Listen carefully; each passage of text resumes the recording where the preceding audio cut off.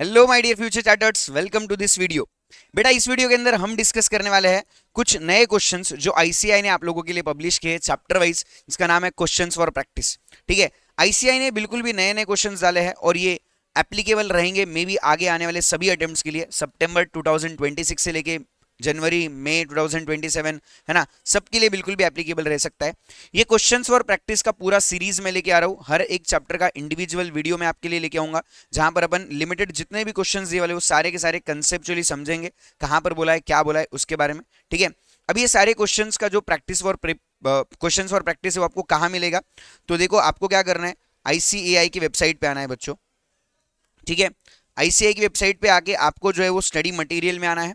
Study material के foundation economics में आएंगे, उसके अंदर हमारा सब्जेक्ट है बिजनेस इकोनॉमिक्स, और बिजनेस इकोनॉमिक्स के अंदर रिसेंटली आईसीआई ने देखो मई 2027 के लिए बुक्स अपलोड की है, वहां पे आपको आना है। एंड इसके अंदर भी देखो, यहाँ पर एक अपडेट भी मैं आपको दे देता हूँ कि आईसीआई ने जो है वो हमारा चैप्टर नंबर 5 जो पहले बिजनेस साइकिल था और जो चैप्टर नंबर 6 हमारा नेशनल इनकम था ना, उसका नंबरिंग भी जो है बेटा चेंज कर दिया। ठीक है, और उसको स्वैप कर दिया। एंड यहाँ पे सबसे आखिरी में इन्होंने आपके लिए डाला that is questions for practice, आप देख सकते हो, है ना। और इस क्वेश्चन फॉर प्रैक्टिस को अपने को यहाँ पे डिस्कस करना है। ठीक है, ये टोटली नए क्वेश्चंस है, टोटल 237 क्वेश्चंस यहाँ पे इन्होंने दिए, 58 पेजेस का ये पीडीएफ है। जिनकी भी एग्जाम आने वाले सितंबर में है उन्होंने तो ऑब्वियसली ये एक बार देख के जाना ही चाहिए, because this is something new जो आईसीआई ने यहाँ पर आपके लिए लाया है। ठीक है, चलो चलो बेटा सॉल्व करते हैं this all questions. Let's start without wasting your time. Okay, क्या बोला है देखो, पहला सवाल हमको यहाँ पे दिया गया है, about definition of economics with narrow focus on using relatively scarce resources to satisfy the human wants is the domain of dash micro economic analysis, है ना। ये कहां पर बोला हुआ है, classical, modern, neo classical, modern, है ना, या किसके अंदर। ठीक है, तो देखो पेज नंबर 1.3 के ऊपर आपको इसका आंसर मिलेगा। मैं आपको स्टडी मटेरियल के अंदर भी लेके आता हूँ, है ना। देखो 1.3 में आपको ये डेफिनेशन दिया हुआ है। ठीक है, रिलेटिव फोकस जो है वो हमारा स्केर्स रिसोर्सेज का is the domain of macro modern neo classical, modern neo classical इसका आंसर होना चाहिए, that is option number C is correct. ठीक है, next, which of the following matters is और are fundamentally connected to the economic analysis, है ना। Economic prosperity, yes. Higher standard of living, yes, इसकी भी बात करते हैं अपन।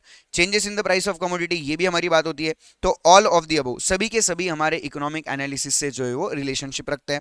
ठीक है, next, most of the economic problems are of dash nature and are affected by dash, है ना। अभी most of the economic problems are of complex nature and they are affected by several forces, several मतलब बहुत सारी चीजों की वजह से उनके ऊपर असर होता है ना। Yes, so option number A is correct. ठीक है, next, which of the following statement true, आपको ऐसा पूछा गया।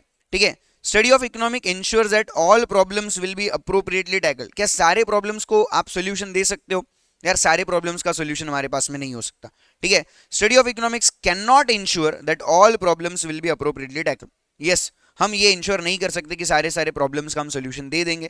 ठीक है, the study of economics does not enable a student to examine the problems in its right perspective, क्या सही तरीके से आप समझ भी नहीं सकते, नहीं यार हम तो सही तरीके से उसको समझ सकते हैं, सॉल्व नहीं कर सकते वो बात अलग है। ठीक है, आंसर कहाँ मिलेगा सर, पेज नंबर 1.4 के ऊपर आपको आना है। पेज नंबर 1.4 के ऊपर यहाँ पे दिया हुआ है देखो, है ना। Study of economics can not ensure that all problems will be appropriately tackled, but अपन यहाँ पे इंश्योर कर सकते हैं कि भाई हाँ, यहाँ पे राइट पर्सपेक्टिव में आपको जो है वो समझने को, अंडरस्टैंडिंग करने को इसका फायदा होगा। ठीक है, चलो, तो ऑप्शन नंबर बी जो है वो हमारा करेक्ट हो जाएगा। ठीक है, next question number 5, survival and success of any business depends on sound decision making. अच्छा डिसीजन, साउंड का मतलब क्या होता है, गुड, गुड क्वालिटी। साउंड का मतलब आवाज नहीं है बेटा, यहाँ पे साउंड का मतलब होता है गुड क्वालिटी डिसीजन आपको लेने पड़ेंगे। आंसर मिलेगा पेज नंबर 1.6 के ऊपर अगर आप आओगे तो। ठीक है, देखो बोला है survival and success of any business depends on the sound decisions. ठीक है, देखो जस्ट आईसीआई आपको फिलिंग द ब्लैंक्स पूछ रहा है, बट आपको उसके पहले मॉड्यूल पढ़ना जरूरी है, तभी आप ये आंसर कर सकते हो। इसलिए मैं हमेशा क्लास में बच्चों को बोलता हूँ कि अच्छे से मॉड्यूल पढ़ के जाओ, तभी आप आंसर्स कर पाओगे, वरना नहीं कर पाओगे। ठीक है, next, business economics has close connection with dash economic theory, I micro macro, micro as well as macro, none of this. तो भाई दोनों के साथ में बिजनेस इकोनॉमिक्स का रिलेशन दोनों के साथ में है, माइक्रो मैक्रो दोनों के साथ में। आंसर अगेन पेज नंबर 1.7 पे आपको मिलेगा। ठीक है, देखो business economics has close connection with economic theory, that is micro as well as micro macro, दोनों इकोनॉमिक्स का नाम यहाँ पर दिया हुआ है। ठीक है, next, which of the following statements about business economics is true, कौन सा बात सही है ये आपको पूछा गया है। Business economics is only useful and valuable to the business decision makers, नहीं ऐसी कोई बात नहीं है, सभी के लिए फायदे की बात है। Business economics not only valuable to business decision maker but also for the managers of the not for profit organizations, क्या ये बात सही है? हाँ ये बात सही लग रही है, बिकॉज एनपीओ रहो, बिजनेसमैन रहो, सबके लिए बिजनेस इकोनॉमिक्स सही है ना। ओनली फॉर एनपीओज नहीं, तो option number B is correct, मैं ऐसा बोल सकता हूँ। नेक्स्ट, ये सवाल तो देखो बहुत ही इजी है, बिकॉज पूरे पूरे इकोनॉमिक्स में इस भाई साहब का नाम बस एक ही जगह आता है ना। Who defined business economics in terms of use of economic analysis in the formulation of the business policies, that is nothing but Joel dean. ये नाम आपको याद रखना है, पेज नंबर 1.7 पर अगेन अगर आप आते हो तो यहां पर आपको ये नाम दिखाई देगा, ठीक है। Next, business economics is dash science and art, both science and art, that both science and art, है ना। पेज नंबर 1.9 और 1.10 पे अगर आप आते हो तो वहां पर आपको इस सवाल का जवाब मिल जाएगा, ठीक है। देखो यहां पर business economics is a science and business economics is also an art, ये राइट। चलो question number 10, management of the firm has dash control over the macro economic factors, management of the firm का क्या है, control होता है नहीं होता है, has partial, answer again page number 1.13 पे आपको यहां पर मिल जाएगा, ठीक है। देखो, and management of the firm has no control over this factors, over this factors मतलब कौन से फैक्टर्स, मैक्रो इकोनॉमिक फैक्टर्स, है ना। बिजनेस फर्म का कोई कंट्रोल नहीं है, हैज नो कंट्रोल, ठीक है बेटा, okay. Next, an economic succeeds in using the resources efficiently when, कब आप अपने रिसोर्सेज को अच्छे से यूज कर सकते हो, जब जो भी गुड्स एंड सर्विसेज आप प्रोड्यूस कर रहे हो they are produced without resources being wasted, अगर आपने आपके रिसोर्सेज वेस्ट करे बगैर उनको प्रोड्यूस किया है मतलब आप एकदम बढ़िया काम कर रहे हो, ठीक है। टोटल प्रोडक्शन हाई है तब रिसोर्सेज इफिशिएंटली यूज हुए, ऐसा हम नहीं बोल सकते, है ना। रिसोर्स प्रोडक्शन आर बेस्ट, नहीं, resource employed for highly valued uses, ये भी हमारा आंसर नहीं होगा, ठीक है। Next, central problems of an economy, है ना। Central problems of an economy कहां बोला है, चैप्टर नंबर 1 के यूनिट नंबर 2 में बोला हुआ है, ठीक है। Allocating scarce resources such that unlimited human wants of the society can be satisfied, or ensuring a minimum income for each citizen, assuring that production happens in the most economic way, and analyzing the demand with market conditions. क्या answer होना चाहिए, तो correct answer should be the option number A, allocating the resources, है ना। Scarce, scarce मतलब क्या होता है, लिमिटेड रिसोर्सेस, इस तरीके से लगाओ जिससे कि आपकी अनलिमिटेड वांट्स क्या हो जाए, सेटिस्फाई हो जाए, ठीक है। Next, which branch of economic theory is associated with the difficulty of resource allocation, है ना। कौन सा ब्रांच हमारे साथ रिसोर्स एलोकेशन की बात करता है, देखो माइक्रो इकोनॉमिक्स, मैक्रो इकोनॉमिक्स, ये हमारे दो ब्रांचेस है, और माइक्रो इकोनॉमिक्स जो है वो बात करता है with the allocation of resources, ठीक है। तो माइक्रो इकोनॉमिक थ्योरी मैं इसका आंसर बोल सकता हूं, दैट इज 13 का भी। Question number 14, a rational person does not act unless, rational मतलब क्या होता है, एक सही इंसान उन्हें कब तक एक्ट नहीं करना चाहिए, unless action is ethical, unless action produces, ethical मतलब है अच्छा है, मतलब सही है क्या, प्रिंसिपल्स के हिसाब से सही है तो कर लो, है ना, ऐसा नहीं बोल सकते। Action produces marginal cost that exceeds marginal revenue, नहीं यार खर्चा ज्यादा है कमाई कम है तो नहीं करना चाहिए, कब करेंगे, अब rational producer does not act unless his action produces marginal benefit that exceeds the marginal cost, yes, जब आपका फायदा ज्यादा है और खर्चा कम है तब हमने जो है वो जब जब तक ऐसी सिचुएशन नहीं बनती तब तक हमने कोई भी एक्टिविटी नहीं करनी चाहिए, तब तक हमने कोई एक्ट नहीं करना चाहिए, ऐसा अपन बोल सकते हैं, that is option number C is correct, ठीक है। Next, question number 15, economics is dash science which deals with human wants and their satisfaction, तो इकोनॉमिक्स एक सोशल साइंस है, ऐसा अपन बोल सकते हैं क्या, yes.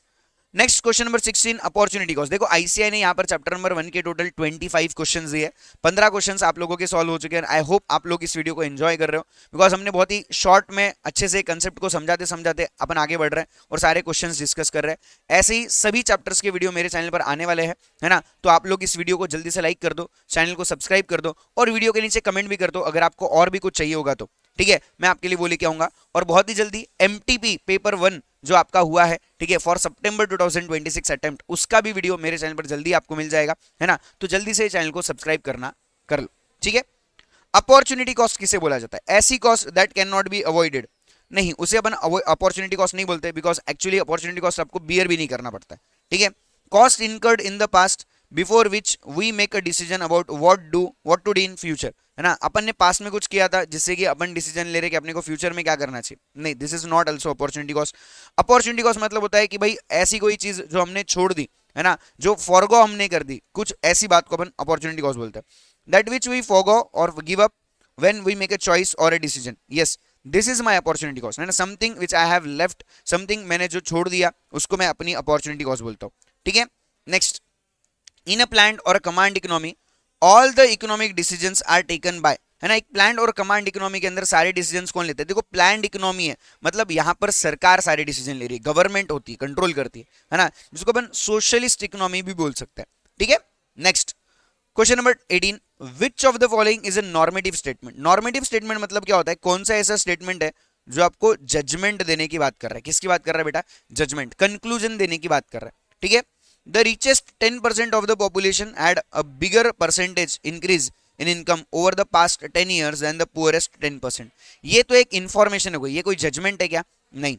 Next, gross GST collection for January 22 at a record high of 1.4 lakh crore, है ना, ये भी अगेन इंफॉर्मेशन हो गया। इन्फ्लेशन इज राइजिंग, ये भी अगेन इंफॉर्मेशन हो गया, ठीक है।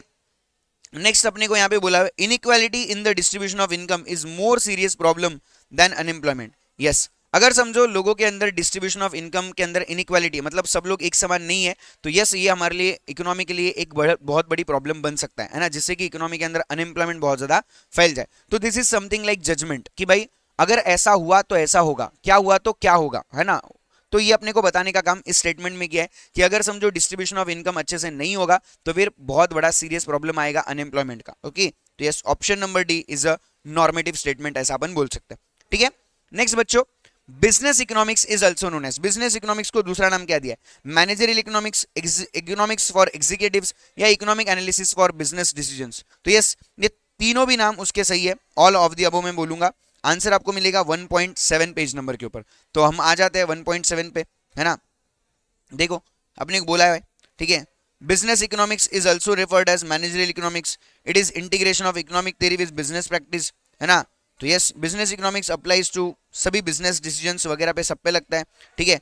तो यस बिजनेस इकोनॉमिक्स जो है वो हमारा सब कुछ है, ओके। तो उसके सभी नाम बनते हैं, that is economic for executives and economic analysis for business decisions, okay. Question number 20, economics is dash positive science, neither positive nor normative, a science but not art, or a science or an art depending on who uses economics and for what purpose, है ना। yes this option is correct, economics दोनों भी है, science भी है, art भी है, depending on आप उसके लिए आप किसके लिए उसका यूज कर रहे हो, ठीक है। Question number 21, the regulatory mechanism for the market system, regulatory मतलब क्या है? मार्केट को चलाने का मेन क्रक्स क्या है, मेन पॉइंट क्या है? That is nothing but a competition. Market किस बेसिस पे चलता है? कॉम्पिटिशन के बेसिस पे चलता है, ठीक है। In economics central problem is dash, क्या है हमारी मेन प्रॉब्लम? पैसा हमारी प्रॉब्लम है क्या? नहीं। अलोकेशन, प्रोडक्शन, नहीं। हमारी प्रॉब्लम है main scarcity, limitation of the resources, हमारा ये सबसे बड़ा प्रॉब्लम है कि हमारे पास में जो रिसोर्सेज है वो बड़े ही लिमिटेड है, ठीक है। Next, micro economics is not concern with the behaviour of, micro economics किसके साथ कंसर्न नहीं रखता? कंज्यूमर्स के साथ रखता है, फर्म्स के साथ रखता है, इंडस्ट्रीज के साथ रखता है। माइक्रो है मतलब इंडिविजुअल की बात कर रहा है, एग्रीगेट की बात कर रहा है क्या? नहीं। तो माइक्रो इकोनॉमिक्स हमारा एग्रीगेट डिमांड के साथ में कोई भी कंसर्न नहीं रखता है, ठीक है। Question number 24, which one of the following countries do not follow the capitalist economic system? देखो एज सच कोई भी कंट्री जो है वो कैपिटलिस्ट इकोनॉमिक नहीं है ना, आज के डेट में प्योर कैपिटलिस्ट में जैसे बोल सकता हूँ तो यूएसए, यूके, जर्मनी, इंडिया। तो यस इंडिया, बिकॉज इंडिया जो है अपन मिक्स्ड इकोनॉमी में चल रहे हैं ना, तो यस इंडिया जो है वो एक कैपिटलिस्ट इकोनॉमी नहीं है, ऐसा अपन बोल सकते हैं, ठीक है। एंड द लास्ट क्वेश्चन जो अपने को यहाँ पे दिया हुआ है ना, which of the following statements is और are correct about the mixed economic system? के लिए कौन सी बात सही है आपको पूछा है। Mixed economic system depend on both markets and governments for the allocation of resources, yes दोनों भी लोग वहां पे एलोकेशन ऑफ रिसोर्सेज पे ध्यान रखते हैं। Mixed economy is not always a golden path between the capitalism and socialism, yes ये भी बात सही है, दोनों के बीच में क्या है गोल्डन पाथ है ऐसा बोल सकते हैं क्या अपन? नहीं बोल सकते, ठीक है। It is very difficult to maintain a proper balance between the private and public sectors, yes this is also correct. तो मिक्स्ड इकोनॉमी के लिए तीनों बातें बिल्कुल भी सही है, ऐसा अपन यहाँ पे बोल सकते हैं, राइट। तो यहाँ पे हमारा जो टोटल 25 क्वेश्चंस है फ्रॉम योर चैप्टर नंबर 1 वो समाप्त हो जाते हैं, खत्म हो जाते हैं, है ना। ऐसे ही और भी सभी चैप्टर्स के वीडियोस मेरे चैनल पर आते रहेंगे, तो चैनल को सब्सक्राइब कर लीजिए, वीडियो को लाइक कर लीजिए, और भी अगर आपको कुछ चाहिए होगा है ना तो वो आप बिल्कुल भी कमेंट करके मुझे बताइए, मैं ट्राई करूंगा कि आपके लिए वो एग्जाम्स के पहले बिल्कुल भी मैं अपलोड कर दूं, ठीक है। तब तक ये बाय बाय, टेक केयर, मिलते हैं हमारे अगले वीडियो में।